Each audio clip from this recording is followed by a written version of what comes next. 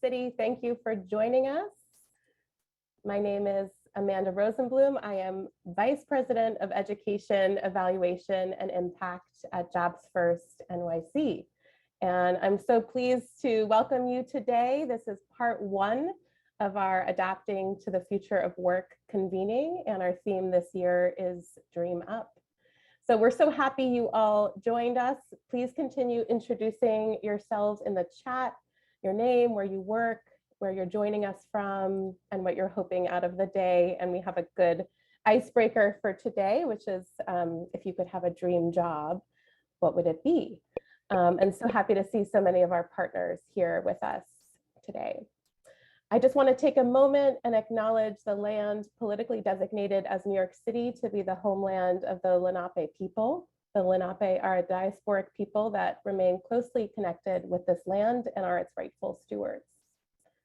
So as folks are welcoming and joining in the chat, I'd like to just take some time to thank our Jobs First NYC board, our team, our supporters and investors. We couldn't put on this convening without you and our incredible speakers joining us. So a huge thanks to all of you and to the team for organizing this convening. So some Zoom logistics and protocols. Just note this convening is being recorded and it will be shared on YouTube after the convening. We will also share our slide deck as well. Please rename yourself if you can, and add your affiliation if you have one. And today we want to make sure that we're talking throughout the programming. So we've got two ways that you can do that. One of them is the Q&A box. So this will help us stay really organized and make sure you can submit questions to our panelists and presenters. So please use the Q&A feature on your Zoom bar. And you'll actually be able to upvote each other's questions if you would like to second them. If someone has asked a question that you would like answered, we'll be monitoring that during each of the panels and have left time for your questions. And then there's also an opportunity to use the chat.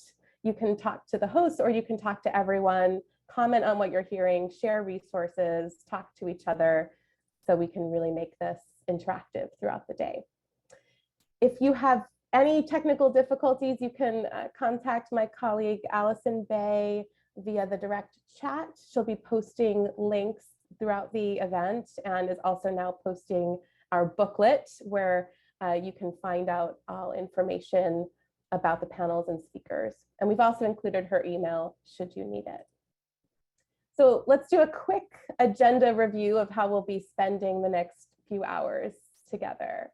So we are going to be kicking off with a keynote conversation with Deputy Mayor for Strategic Initiatives for the City of New York, Sheena Wright, who is a powerful leader and advocate for young adults, for communities, and for economic well-being. Next, we will have a panel on the theme of our day, Dreaming Up, Transformational Solutions for Young People. And we've got some powerful leaders in this space from Cuyahoga Community College, Marcy Lab School, and Partnership with Children. These speakers will be sharing how they center young adults in creating meaningful career pathways. Our favorite artist and writer, Justin Credible, will then take the stage and share some of his world-famous poetry. After the break, we're going to have our second panel called Redefining the Philanthropic Dream, where we will have powerful speakers from various organizations and companies, and they will be discussing how do we invest for economically prosperous and validated lives? How do we dream up more secure and prosperous futures for all? And then lastly, our partners at Georgetown University Center on Education and the Workforce will share their latest report series, The Uncertain Pathway from Youth to a Good Job. And we'll end with two of our Jobs First NYC partners, NPower and LaGuardia Community College, discussing how what we can take from today can change the work that we do together and how we can continue to dream up collectively.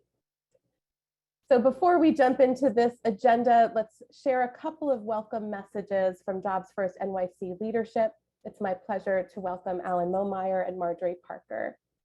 Marjorie Parker became our president and CEO in July 2017 after having previously served as the organization's Deputy Executive Director for 3 years. She is our fearless leader and will help us kick off this day. And then we will hear from Alan Momeyer, the Chairman of the Board of JobsFirstNYC and Chief Human Resource Officer, retired of Loews Corporation. Good morning and welcome to JobsFirstNYC's annual Adapting to the Future of Work, Dream Up, our annual 2-day convening, one day for you and the other for our young people. 7 years ago, we imagined this convening to be a time to lift up the voices of our partners, share and learn about the opportunities for young people, to challenge all of us to ask, are we doing enough? And to dream up the possibilities for transformational change. We're all well aware of how COVID-19 has transformed the way we work and do work across our sector. We had to innovate quickly. Many of us now understand that the things we thought were improbable based on restrictive investments became possible. And many of these possibilities have begun new building blocks for transformational change in how we do our work moving forward. Our young people need us to reinforce these building blocks. As you will hear from the team from Georgetown University today, our young people need us to include them in any equitable recovery solutions because they deserve a better future than the one they now face. Our young people need us to dream up. Now, a great American songstress called Miss Janet Jackson said, dreams can become a reality when we possess a vision that is characterized by a desire for excellence. So my wish for you today is that you will leave this gathering of innovators, system thinkers and disruptors, asking yourself more questions than you came in with, that you may hear something that sparks the next transformation of your work, and that you will be inspired to dream up. Thanks again for joining us. And now it's my pleasure to introduce JobsFirstNYC's Chairman of the Board, Alan Momeyer. Alan? Thank you, Marjorie, for that introduction. It's an honor to address all of you on this call as the Chairman of the Board of Jobs First New York City. I've been on the board almost since the beginning. 2007 we started, and I think I joined in 2008, and I've been the chair for since 2014. Like probably all of you out there, I'm a New Yorker, and I have found over the years, I just feel a whole lot better about living in New York when I'm doing something to make it a better city for everybody. I've been on other boards, but this is the only board I'm on now because I'm really proud to say that I think Jobs First is having a substantial impact on making this situation better for the young people of New York City. That's because we have a spectacular staff led by Marjorie and assisted by Carrie and Roman and Amanda and Evie and many others. And we have a great board too. They're a diverse and enlightened board. A couple of our board members will be speakers today. Let's look back a little bit to put everything in perspective here for a moment. When Jobs First was started in 2007, things were pretty bleak for the young people of New York. Our focus was the ones between 16 and 24 who were out of school and out of work. And if anything, the pendulum was swinging away from them. Things were not getting better, things were getting worse. There were over 400,000 out of school and out of work young people.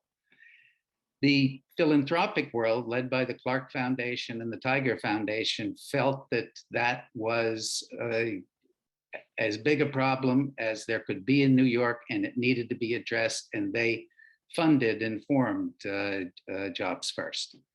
I often say that at Jobs First, we don't do anything. We get other people to do things. We're an intermediary organization. And by that, I mean that we create programs like the Young Adult Sectoral Employment Program, or we help to form the Lower East Side Employment Network. And many of you out there use those programs to serve your population of young people and get them started on their careers. The other thing that we do, other than create these programs, things like this. We try to do educational programs, forums, symposiums. We try to gather the very best speakers, the best experts in the world on this subject. And we know that you're not going to do something like this unless we do, and unless it's a good investment of your time. That's what you're here to do. You are spending time to learn, to grow, to leave here and be better at your job, at making it a better city for everybody, and in particular for the young people of New York. So what's the good news? The good news is, remember I said that back in 2007, the pendulum was swinging away from the people we serve. Now, the pendulum is actually swinging more in their direction. Things are getting better. And it's being supported by the nonprofit world, first of all, but also by the business world, by the world of government, by city, state, and federal, and supported by the foundation world. So people are working together as they never had before to make things better for young people. And I think we can be optimistic about that. I don't think they're not good yet, but they're getting better all the time. So I hope you find that you learn from this seminar, and when you leave, that you find you're better at your job, and that's better for the young people of New York.